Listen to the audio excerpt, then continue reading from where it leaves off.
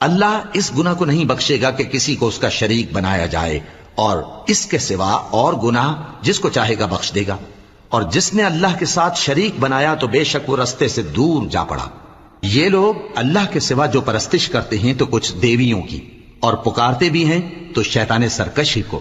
جس پر اللہ نے لعنت کی ہے، اور وہ اللہ سے کہنے لگا میں تیرے بندوں سے غیر اللہ کی نیاز دلوا کر مال کا ایک مقرر حصہ لے لیا کروں گا، اور ان کو گمراہ کرتا اور انہیں امیدیں دلاتا رہوں گا، اور یہ سکھاتا رہوں گا کہ جانوروں کے کان چیرتے رہیں، اور انہیں سمجھاتا رہوں گا، تو وہ اللہ کی بنائی ہوئی صورتوں کو بگاڑتے رہیں گے۔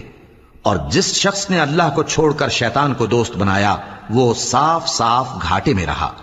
وہ ان کو وعدے دیتا ہے اور امیدیں دلاتا ہے، اور جو کچھ شیطان انہیں وعدے دیتا ہے وہ دھوکہ ہی دھوکہ ہے۔ ایسے لوگوں کا ٹھکانہ جہنم ہے، اور وہ وہاں سے کوئی راہ فرار نہیں پا